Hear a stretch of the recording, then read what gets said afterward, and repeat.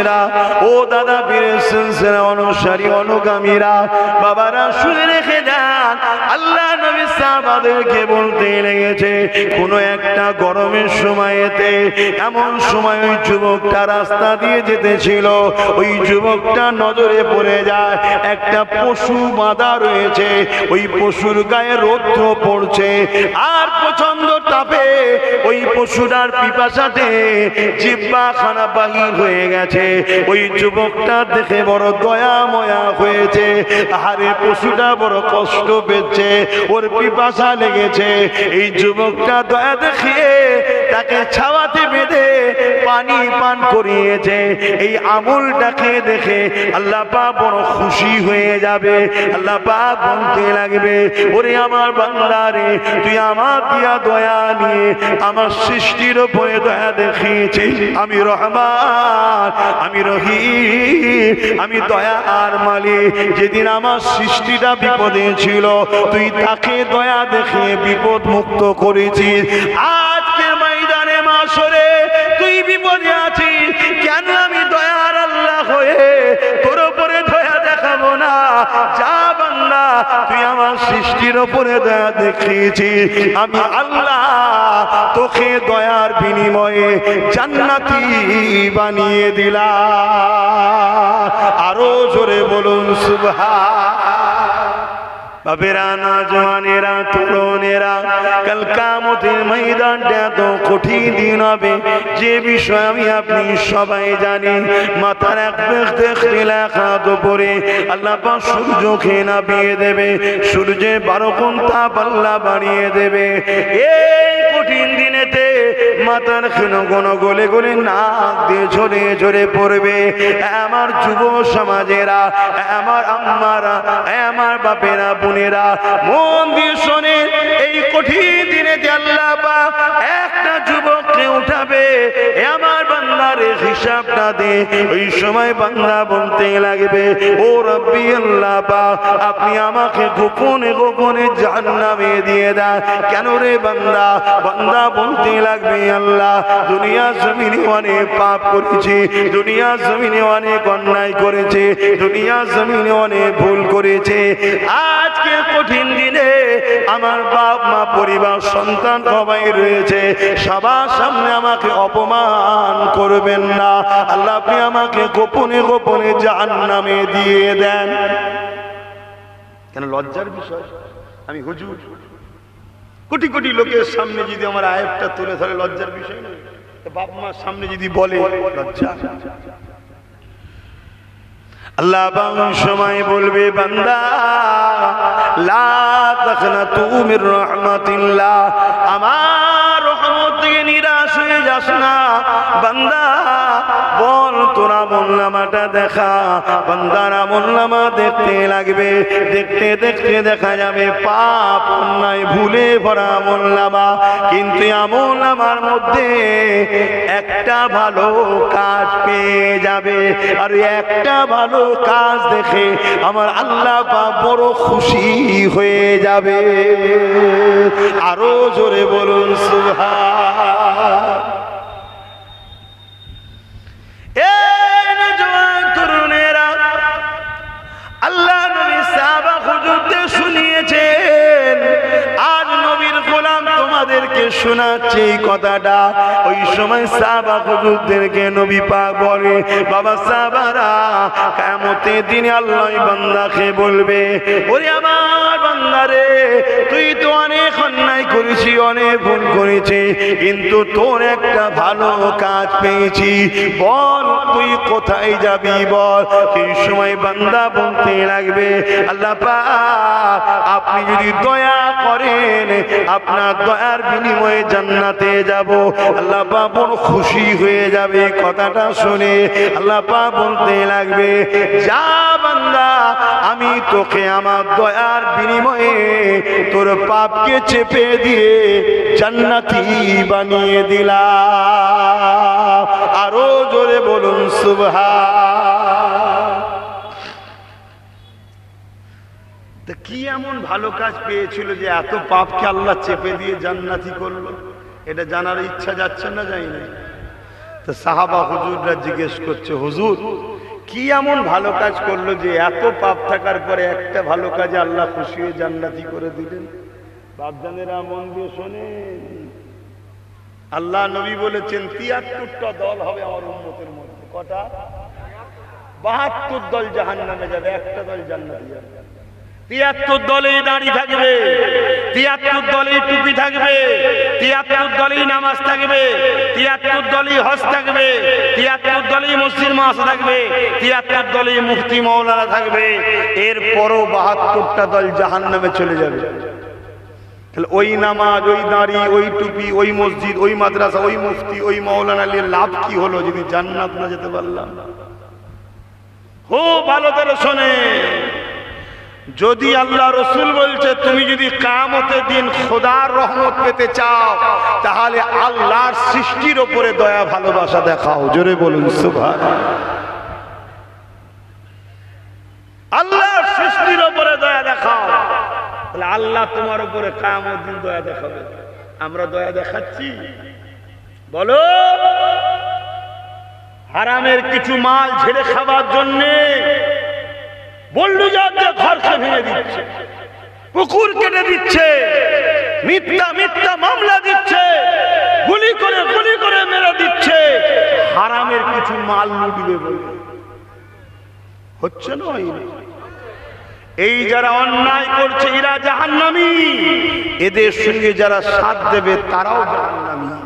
তা আমার কওমকে, আমার জাতিকে আমি শিখাবো না যে রাজনীতি করার যখন শখ রাজনীতি করো, কিন্তু জালিমের সাথে নয়, খুনির সাথে নয়।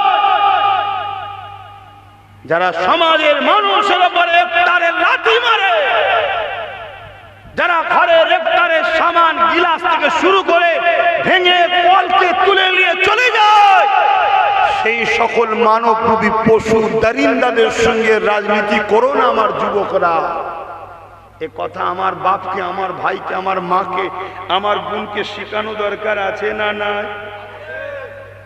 আর শিখাচ্ছি যেই তাদের অসুবিধা হচ্ছে। শুনছেন তো আব্বাজান? তাদের অসুবিধা হচ্ছে। তাদের অসুবিধা হলে আমার কোন অসুবিধা আছে? আমার ভাই আগুনে ঝাঁপ দিতে যাচ্ছে, আমি তাকে ধরবো না? আবার এ কথা বললে লোক হাসবে কেন? এক ভাই বলেছে আগুনে ঝাঁপ দেবো, আবার লোক হেসে ফেলবে। আমি দোয়া করি আল্লাহ তাকে হেদায়েত করুক। বলুন আমিন।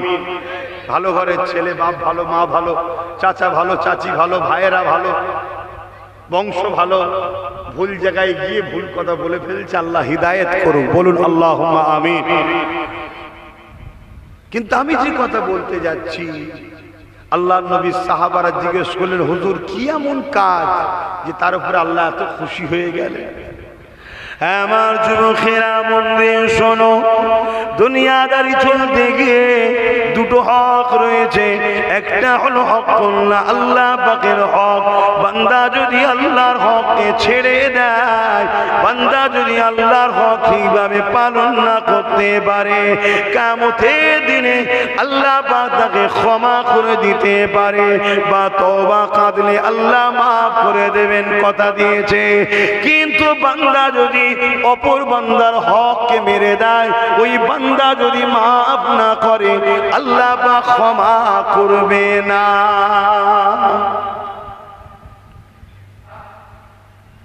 বলেন মানুষকে ভালোবাসতে হবে না হবে না?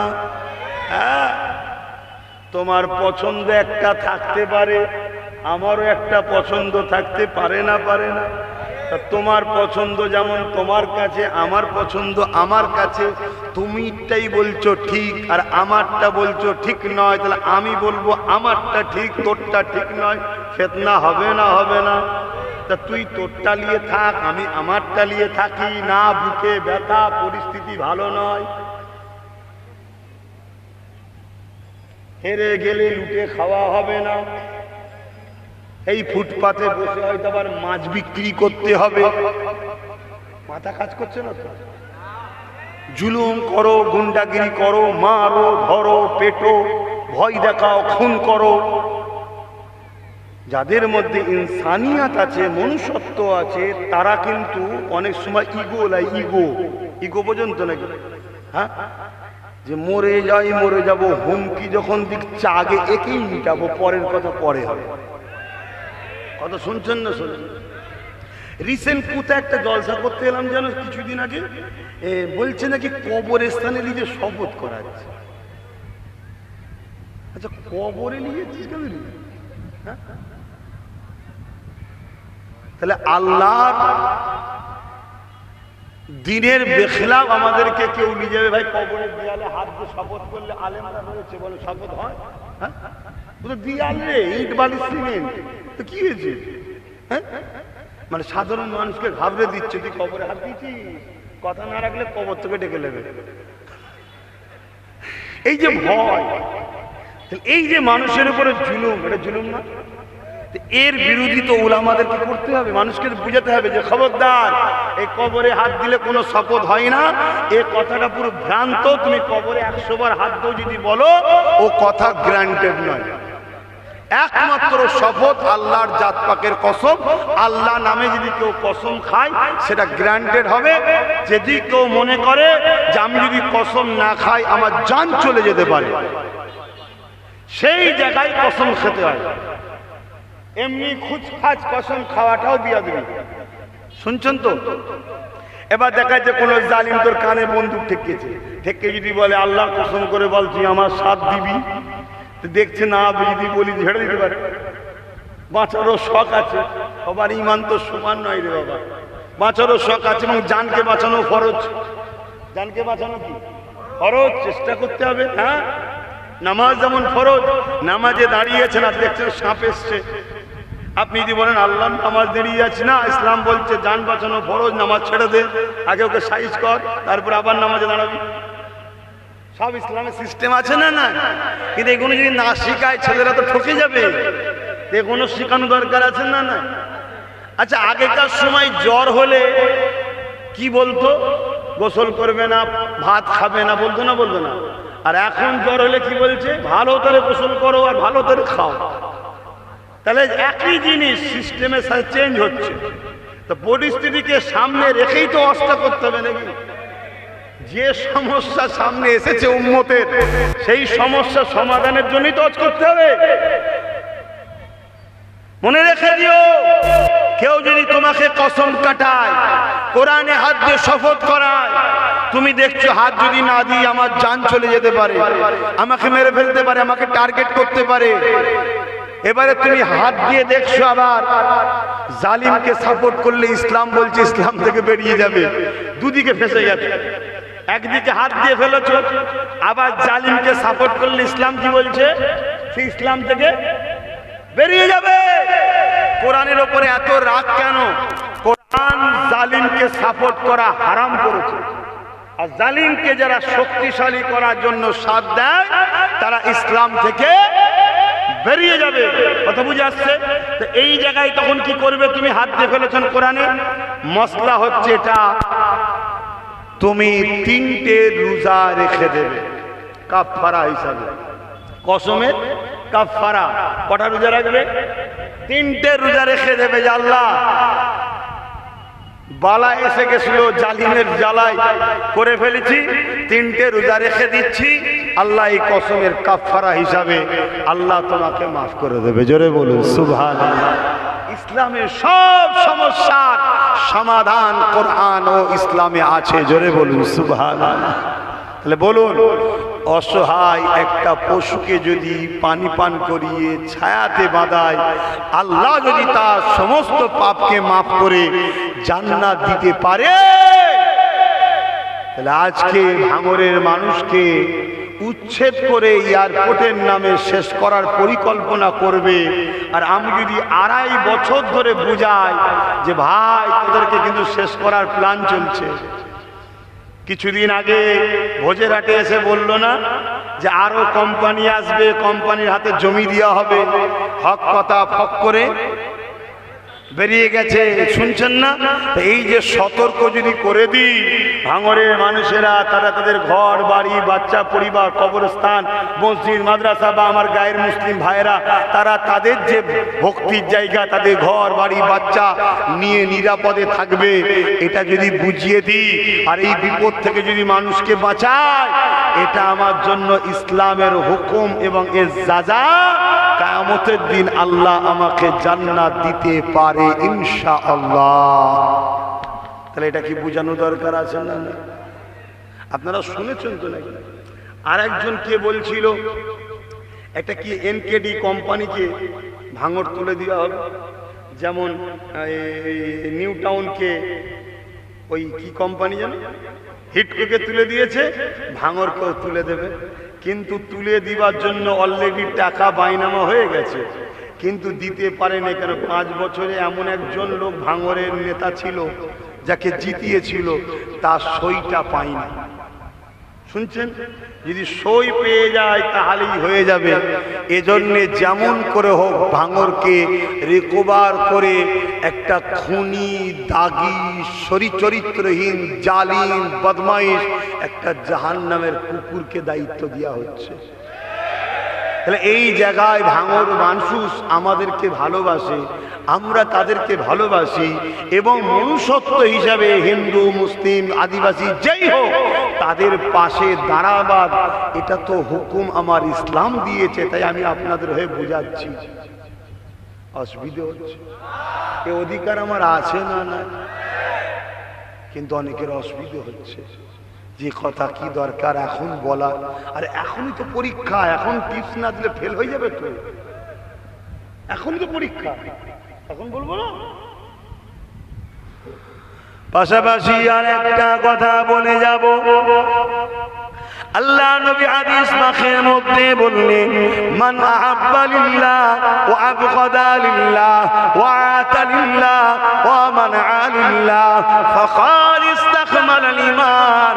ভালোবাসবেন আল্লাহর জন্য, দুশমনি করবেন আল্লাহর জন্য, আত্মীয়তা করবেন আল্লাহর জন্য, বিচ্ছেদ হবেন আল্লাহর জন্য।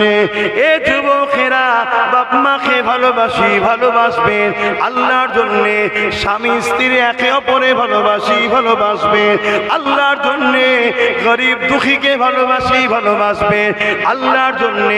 তাহলে বলুন তো দেখি, আল্লাহর জন্য যখন একে অপরকে ভালোবাসতে হবে, হিন্দু আদিবাসী সাঁওতাল বাগদি যেই হোক না কেন, প্রতিটা মানব প্রেমী মানুষকে আমি ভালোবাসি। কেন ভালোবাসি? আমার স্রষ্টা তাদেরকেও সৃষ্টি করেছে। তাই স্রষ্টা সৃষ্টিকে যদি ঘৃণা করি, স্রষ্টা সৃষ্টিকে ঘৃণা মানে স্রষ্টাকে ঘৃণা করা, স্রষ্টা সৃষ্টির উপরে জুলুম করা মানে স্রষ্টার উপরে জুলুম করা। এই জন্য প্রতিটা ধর্মে মানব প্রেমী মানুষকে আমি আব্বাস সিদ্দিকী ভালোবাসি। তাই আমি একটা সংগঠন চালাই, ফুরফুরা শরীফ আহলে সুন্নাত ওয়াল জামাত। এই সংগঠনের 3টে লক্ষ্য: মানব প্রেম, ধর্মপ্রেম, দেশ প্রেম। মানব প্রেম মোটেই মুসলমান প্রেম বলিনি, মানব প্রেম। এই মুসলমানদেরকে যখন আমি স্কলার দিই, ও মুসলিম শিক্ষিত যুবা যারা পড়াশোনা করতে চায় তাদেরকেও আমি স্কলারশিপ দিই। এটা রাজনীতি আমার ভালোবাসার মানুষদেরকে নিয়ে সংগঠন চালায়। কেন এটা করি?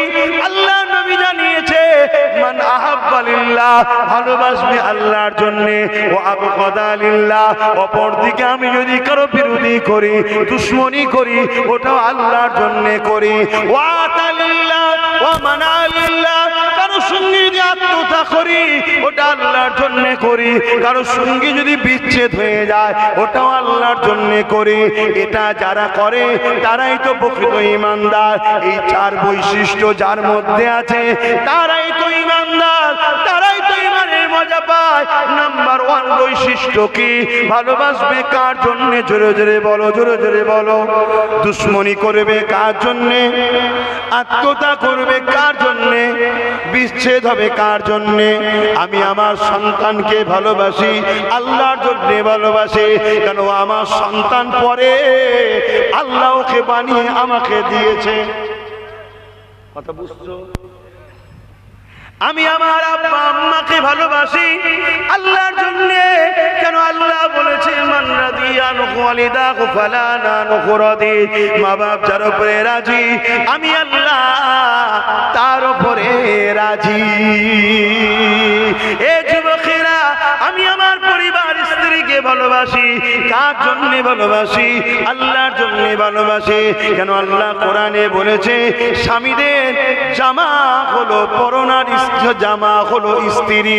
অর্থাৎ তোমার যেমন কেউ জামা ধরে ছিঁড়ে দিলে বেইজ্জতি হবে, তোমার স্ত্রীর সঙ্গে সেরকম কেউ নোংরা ব্যবহার করলে, নোংরা কথা বললে মূলত তুমি বেইজ্জতি হবে।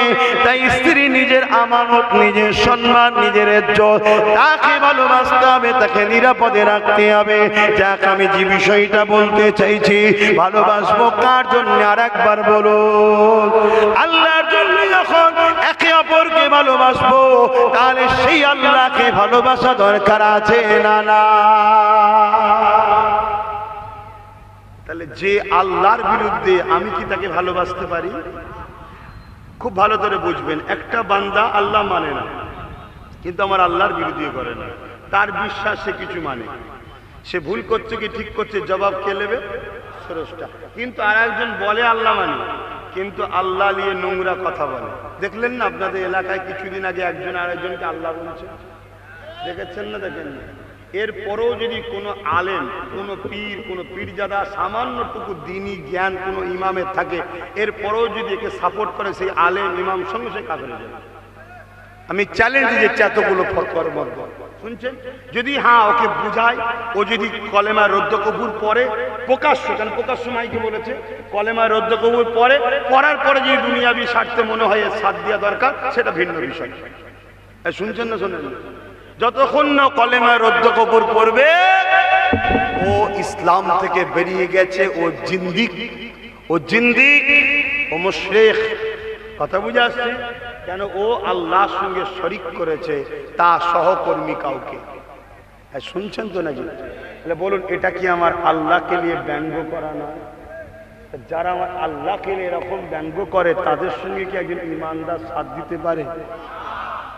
কোরআন কার কথা? একটু আওয়াজ দেবেন সবাই, জবান খুলে বলেন, কোরআন কার কথা? কোরআন কার বাণী? কোরআন কি কোনো কিতাব বা বই নাকি? কোরআন হলো কালামুল্লাহ, আল্লাহর কথা। তার মানে কোরআনের বিরোধী মানে আল্লাহর বিরোধী, ঠিক তো নাকি?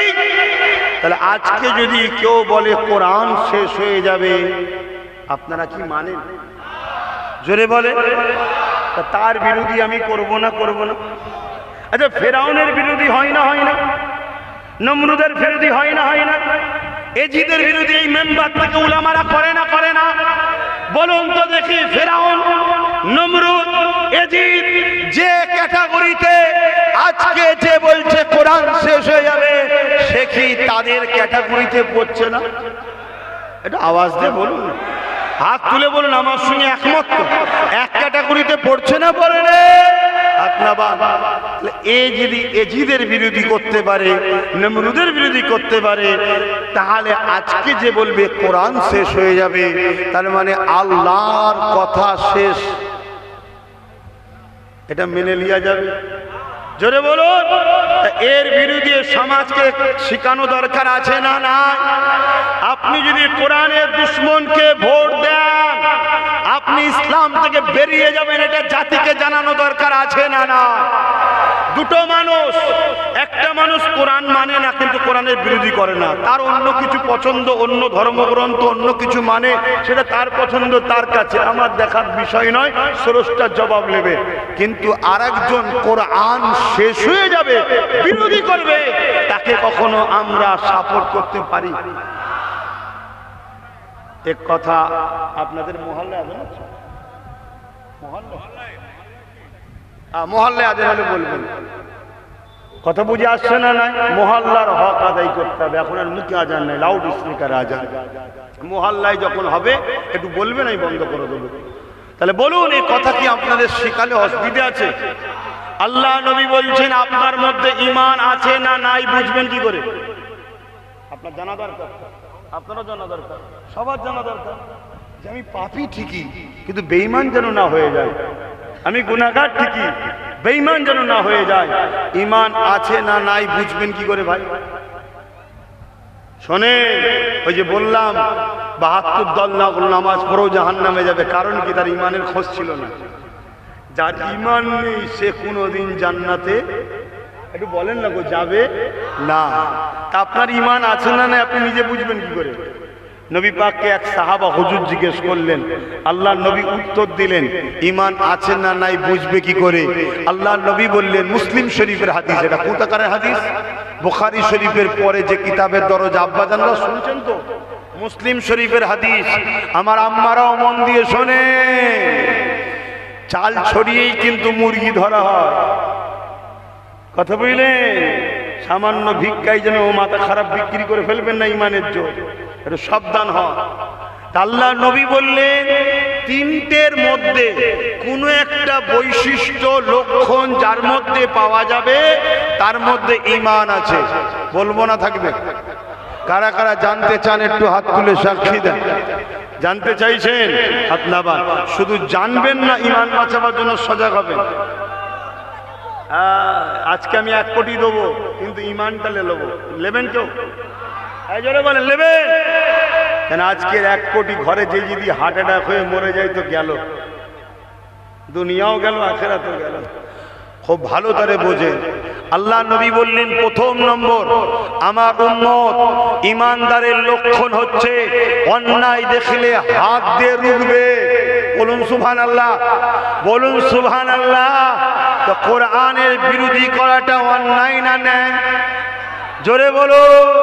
তাহলে হাত দিয়ে রুখতে হবে না, হবে না? হাতে রুকার সুযোগ আছে না না? জোরে বলো। এই তো সামনেই সুইচ টিপবেন, শুনছেন না? আল্লাহ ওকে এতদিন দিতাম, কিন্তু আজকে দিলাম না। কেন? ও কোরআনের বিরুদ্ধে বলেছে, কোরআন শেষ হয়ে যায় বলেছে, তাই ওর বিরুদ্ধে দিলাম না। এটা হাত দিয়ে রুকা হলো না? হলো না? বোঝো, কথাকে বোঝো। সেদিন হাতে হাত দিয়ে সাপোর্ট করা হতো, আর এখন তারপরে এলো কাগজ দিয়ে। কেউ কাউকে পছন্দ, কাগজ দিয়ে দাও। এখন আবার ঠিক এই সিস্টেম, সবটাই হলো সাপোর্ট করা। বুঝছেন তো আব্বা? আর না মনে হচ্ছে এটা দুনিয়াদারি? আরে দুনিয়াদারির মধ্যেই জান্নাত আছে। জোরে বলুন সুবহানাল্লাহ। দুনিয়া বাদ দিয়ে জান্নাত নয়, দুনিয়াতেই তোমাকে পরীক্ষার জন্য পাঠিয়েছে। প্রতিটা নিঃশ্বাসে তোমাকে আল্লাহ পরীক্ষা নেবে যে এর পক্ষে যায় না আমার কোরআনের পক্ষে যায়। শুনছেন? হাই দুঃখ, হাই দুঃখ। আর কিছুদিন আগে বলল মসজিদে নাকি ইমামরা উস্কানিমূলক বক্তব্য দেয়। একটা ইমাম ভাইরা দাঁড়িয়ে গিয়ে প্রতিবাদ করলো না। এটা দুঃখ। আপনাদেরকে কিভাবে ফাঁসানো হচ্ছে ইমামদের বুঝতে পারছেন না। আপনাদেরকে এডারে ফেলে দেওয়া হলো, ইমাম মানে উস্কানিমূলক বক্তব্য দেয়। আর উস্কানিমূলক বক্তব্য আমার দেশে যে দেয় সে আগামী দিন বন্দী হয়ে যাবে। শুনছেন? আপনি বলবেন আমি দিনই তো নাই, দেন। রেকর্ড হয়ে গেল, রেকর্ড হয়ে গেল। রাজ্যের প্রাক্তন সিএম বলে রেকর্ড করে দিল। শুনছেন? আপনার মসজিদকে আগামী দিন টার্গেট করা হবে। এই কথাগুলো ভাবিয়ে দিয়া কি অন্যায় হচ্ছে? বলবেন রাজনীতি করছেন কেন? আরে তোদের রাজনীতির নেতাকে বলবে যা রাজনীতি করতে আমার ধর্ম নিয়ে মাথা মারতে বারণ কর। আমার ধর্ম নিয়ে মাথা মারবে না, আমি তাহলে তোদের নিয়ে মাথা মারবো না। আর আমার ধর্ম নিয়ে যদি বেশি মাতামাতি করিস তাহলে আজকে তো বলছি কালকে ডাইরেক্ট অ্যাকশন হবে। একদম ওপেন, যেন সব জায়গায় আপোষ করা যায়। আমার ইসলাম, আমার কোরআন, আমার রসুল, আমার আল্লাহ নিয়ে কোনো আপোষ নাই, কোনো সমঝোতা নাই। ওখানে হায়াত মত জীবনের মামলা না।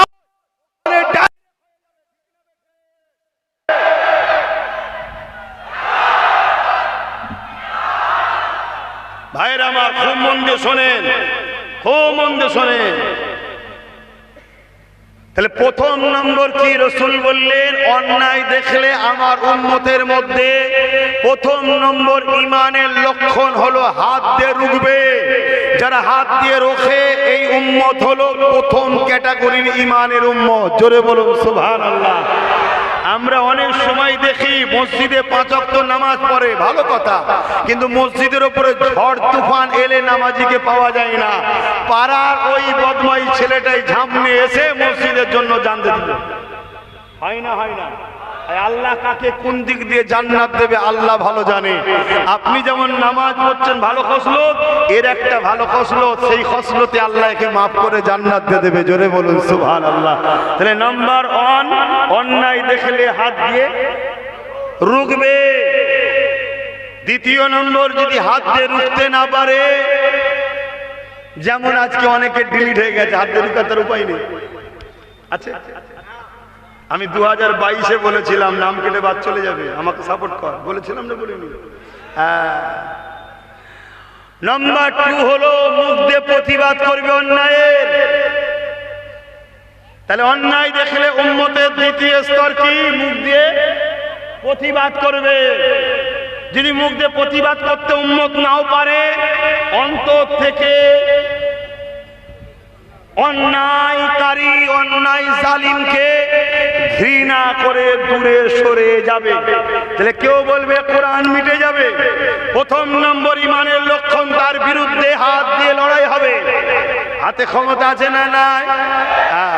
নাম্বার 2, তার বিরুদ্ধে মুখ দিয়ে প্রতিবাদ হবে, হচ্ছে না হয়নি? নাম্বার 2টাও যদি না থাকে, অন্তর থেকে ঘৃণা করে দূরে সরে যাবে। যদি এই 3টে লক্ষণের মধ্যে কোনোটা না পাওয়া গিয়ে উপরন্ত অন্যায়কারীকেই সাথ দেয়, আল্লাহ রসুল বলছেন তার মধ্যে ঈমান না। আমি বলিনি, আর আমার আব্বাও বলেনি, আমার দাদুর কথা শোনাইনি, মুসলিম শরীফের হাদিস শুনছেন। দ্বিতীয় নম্বর কথা, ওয়াকাফ, মসজিদ, মাদ্রাসা, কবরস্থান, ঈদগাহকে যারা মিটাতে চায়, এরা জালিম না জালিম নয়? কেন্দ্রের সরকার ওয়াকাফ কালা বিল তৈরি করেছে না করেন? আর এখানে আরেকটা কথা বলে নি, এখানে অনেকে বলে আব্বাস সিদ্দিকী বিজেপির বিরুদ্ধে কম বলে, টিএমসির বিরুদ্ধে বেশি বলে, বলে না? আচ্ছা বলুন তো ভাই, আমি আপনাকে একটা শিশি দেবো, তাতে বিষ আছে, আপনি জানেন এটা বিষ, আমি যদি বলি খাবেন? কেন খাবেন না? কেন? আপনি জানেন এটা বিষ, লেবেলও লেখা আছে, কিন্তু আমি আপনাকে 1 গ্লাস শরবত দেবো, তার মধ্যে বিষ আছে, আপনাকে বলে আলাম শরবত খান, খাবেন না? খাবেন না?